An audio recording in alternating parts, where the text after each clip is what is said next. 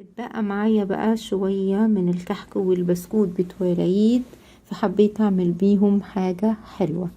اللي انا هعمله ملوش مقدار معين خالص. انا خدت الكحك، بواقي الكحك والبسكوت بتوع العيد، طحنتهم في الكبة. بخليهم يعني مش ناعمين قوي بزيادة، يعني وسط كده. ودوبت شوكولاتة بيضة على حمام مية، حطيت عليها معلقة زيت واحدة، وحطيت من الشوكولاتة البيضة الدايبة دي معلقتين كده على خليط الكحك والبسكوت والبيتي فور والغريبة. اي حاجة، اي بواقي عندك تقدري تعملي بيها كده. دوبت كمان معلقتين من الزبدة، وضفت على الخليط بتاع البواقي بتاعة الكحك والبسكوت مع الشوكولاتة البيضة، ضفت كمان معلقة زبدة.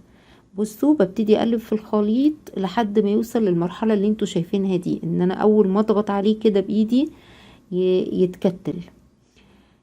جبت انا بقى عندي هنا، انا عايزة اعمل اللي هو الكونو بايتس اللي بنجيبه جاهز من بره.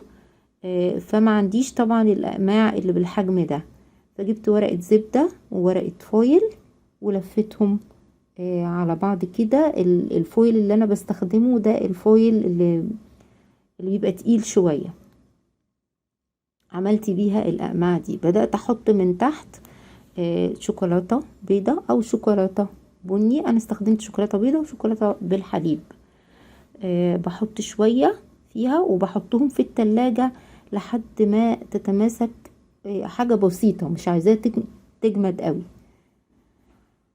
اهي شايفين دي بعد ما تمسكت في التلاجة جبتها، وهبتدي احط فوقيها كمية من البواقي اللي انا طحنتها دي مع بعضها.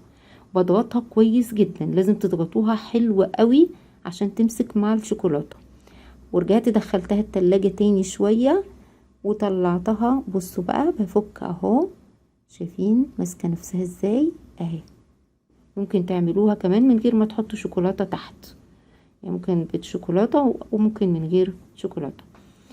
جبت بقى عندي عشان افنش الكونو بايتس دي الشوكولاتة البيضة وشوكولاتة بالحليب، وجبت سوداني اللي انا عاملاه زي الفستق الكداب ده، وسوداني عادي اهو. بحط من فوق في الشوكولاتة وبحطها في السوداني. عايزين تستخدموا اي نوع مكسرات، سبرينكلز، جوز هند، اي حاجة انتوا حابينها بتعملوها.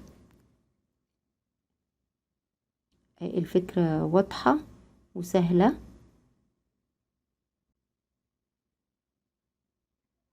شايفين بعد طبعا ما بخلص الكمية كلها بدخلها التلاجة. على فكرة هي ما بتاخدش وقت خالص في التلاجة. بدخلها التلاجة على طول وبطلعها بقى ايه، اقدمها. بصوا دي اللي انا كنت حاطة فيها من تحت شوكولاتة.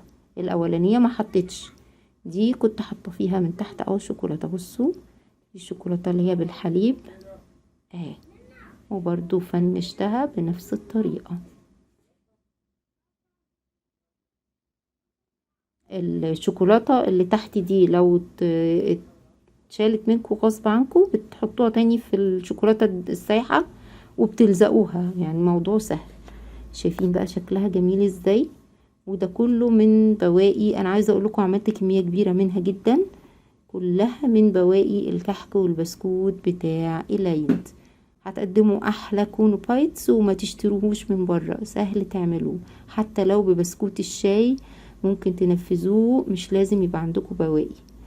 يلا جربوا وفرحوا الولاد، وكل سنة وانتم طيبين.